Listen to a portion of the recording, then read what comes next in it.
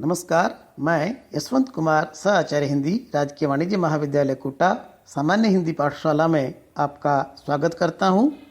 हम पूर्व के वीडियो में राष्ट्र का स्वरूप नामक निबंध का अध्ययन कर रहे थे।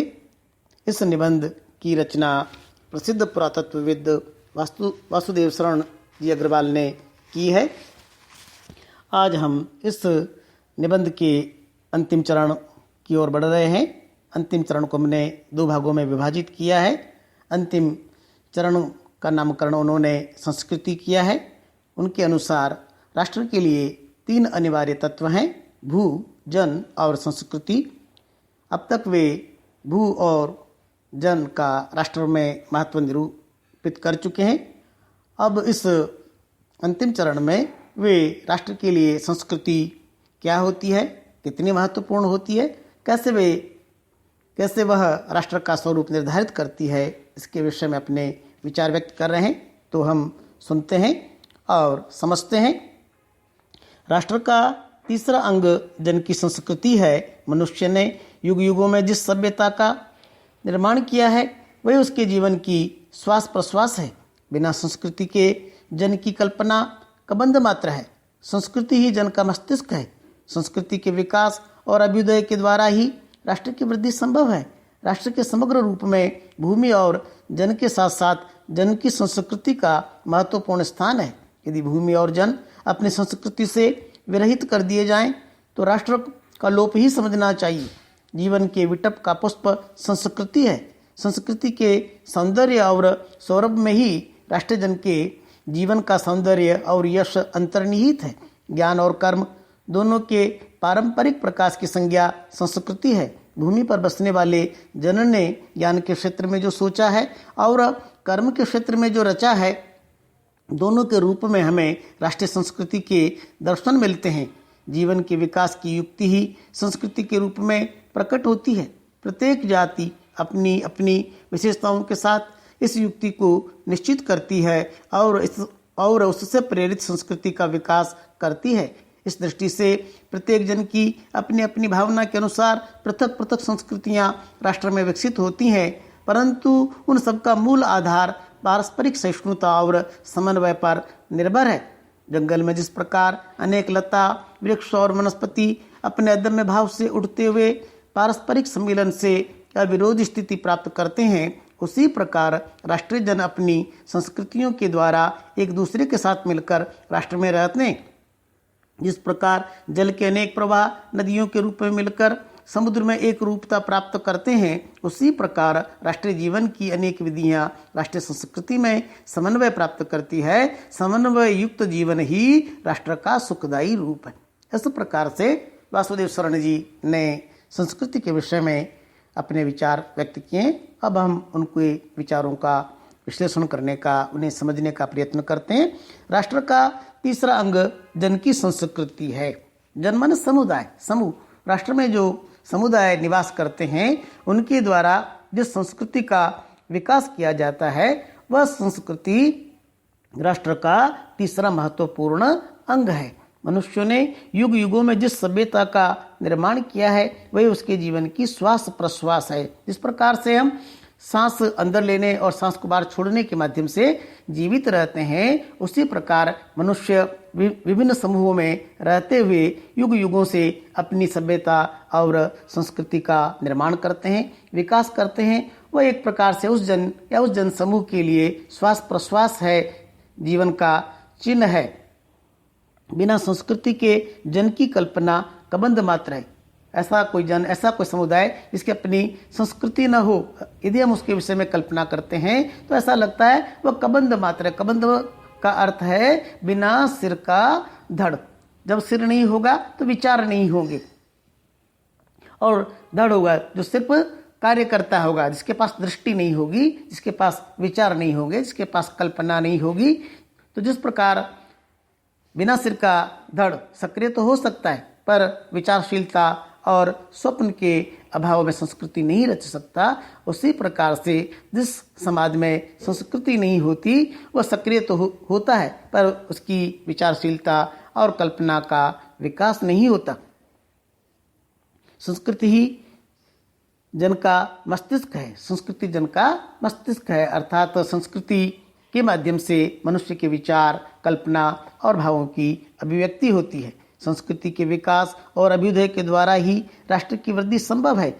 संस्कृति का विकास होता है, संस्कृति की उन्नति होती है, उसके माध्यम से ही राष्ट्र का विकास संभव होता है, क्योंकि संस्कृति विचारों के माध्यम से और विचार कार्यों के माध्यम से विकसित होकर राष्ट्र को विभिन्न क्षेत्रों में प्रगति के पथ पर ले जाते हैं। राष्ट्र के समग्र रूप में भूमि और जन के साथ साथ जन की संस्कृति का महत्वपूर्ण स्थान है। जब हम राष्ट्र के समग्र रूप पर विचार करते हैं तो एक निश्चित भूखंड, उस पर निवास करने वाले समुदाय और उन समुदायों की संस्कृति, ये तीनों तत्व मिलकर ही राष्ट्र को आकार प्रदान करते हैं, स्वरूप प्रदान करते हैं। इसलिए संस्कृति राष्ट्र में अत्यंत महत्वपूर्ण हो जाती है। यदि भूमि और जन अपनी संस्कृति से विरहित कर दिए जाएं तो राष्ट्र का लोप समझना चाहिए। भूमि हो, समुदाय भी हो, पर उनकी कोई संस्कृति नहीं हो, उनकी कोई अपने विचार नहीं हो, आदर्श नहीं हो, जीवन मूल्य नहीं हो, कोई कल्पना नहीं हो, उनका कोई अपना सृजन नहीं हो, तो हमको समझना चाहिए कि वहाँ पर राष्ट्र नहीं, राष्ट्र का लोप हो गया है। जीवन के विटप का पुष्प संस्कृति है। जीवन का जो वृक्ष है उस वृक्ष का पुष्प संस्कृति है। संस्कृति के माध्यम से मनुष्य की सूक्ष्म कल्पनाएं, सुंदर कल्पनाएं और गहन विचार अभिव्यक्त होते हैं और वे सूक्ष्म से अमूर्त से मूर्त होकर संस्कृति का विकास करते हैं। संस्कृति के सौंदर्य और सौरभ में ही राष्ट्रीय जन के जीवन का सौंदर्य और यश अंतर्निहित है। संस्कृति की सुंदरता और संस्कृति की सुगंध के माध्यम से ही राष्ट्र के जन और उनका जीवन का सौंदर्य और यश विकसित होता है। संस्कृति के माध्यम से ही राष्ट्र क्या सोचता है, राष्ट्र की कल्पनाएं कैसी हैं, राष्ट्र के भाव कैसे हैं, राष्ट्र के आदर्श क्या हैं, राष्ट्र के जीवन मूल्य क्या हैं, राष्ट्र अपने सौंदर्य भावना को कैसे अभिव्यक्त करता है, यह सब प्रकट होता है और इसके माध्यम से राष्ट्र के जीवन और जन का सौंदर्य और यश संसार में फैलता चला जाता है। ज्ञान और कर्म दोनों के पारंपरिक प्रकाश की संज्ञा संस्कृति। मनुष्य जो सोचता है, मनुष्य जो करता है, वे दोनों मिलकर संस्कृति का निर्माण करते हैं। उन दोनों का सम्मिलित प्रकाश ही संस्कृति कहलाता है। भूमि पर बसने वाले जन ने ज्ञान के क्षेत्र में जो सोचा है और कर्म के क्षेत्र में जो रचा है, दोनों के रूप में हमें राष्ट्रीय संस्कृति के दर्शन मिलते हैं। किसी भी राष्ट्र की संस्कृति को पहचानने के लिए हम विचार करते हैं कि उस राष्ट्र के जन ने ज्ञान के क्षेत्र में क्या सोचा है, किस प्रकार का उसका चिंतन है, किस प्रकार का उसका दर्शन है, किस प्रकार के उसके विचार हैं, और उन अमूर्त विचारों को, उन अमूर्त कल्पनाओं को, उन अमूर्त भावों को उसने किस प्रकार से मूर्त किया है, सृजित किया है। इनके माध्यम से ही हमें उस राष्ट्र की राष्ट्रीय संस्कृति का परिचय प्राप्त होता है, दर्शन होते हैं।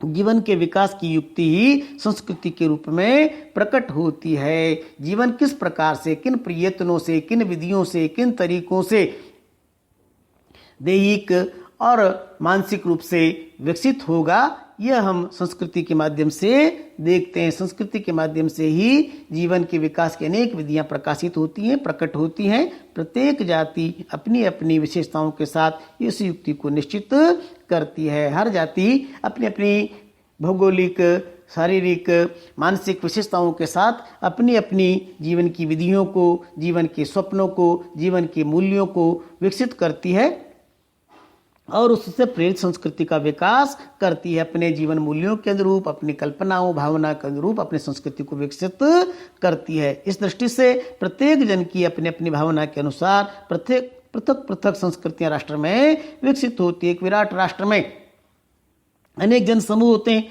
और वे अपनी अपनी भावना, कल्पना के अनुसार अपनी अपनी संस्कृतियां विकसित करते हैं, परंतु उन सबका मूल आधार पारस्परिक सहिष्णुता और समन्वय पर निर्भर है।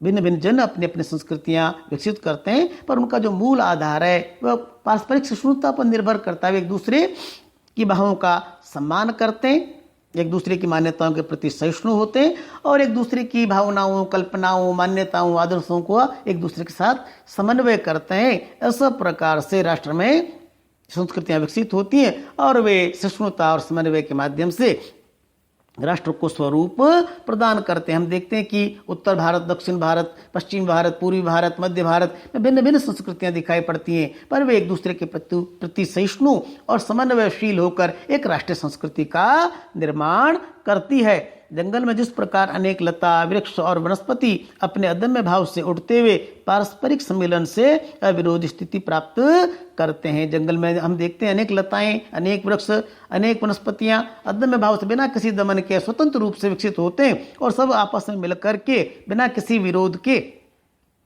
एक ऐसी स्थिति का निर्माण करते हैं जिससे जंगल का सौंदर्य, जंगल की सुगंध, जंगल का वातावरण मनोरम हो जाता है, आकर्षक हो जाता है। उसी प्रकार राष्ट्रीय जन अपनी संस्कृतियों के द्वारा एक दूसरे के साथ मिलकर राष्ट्र में रहते हैं। राष्ट्र में निवास करने वाले भिन्न भिन्न जन इन लताओं की तरह, वृक्षों की तरह, वनस्पतियों की तरह स्वतंत्र रूप से विकसित होते हुए पारस्परिक सम्मेलन से अविरोध, बिना किसी विरोध के उस स्थिति को प्राप्त कर लेते हैं जहां पर राष्ट्रीय संस्कृति का निर्माण होता है।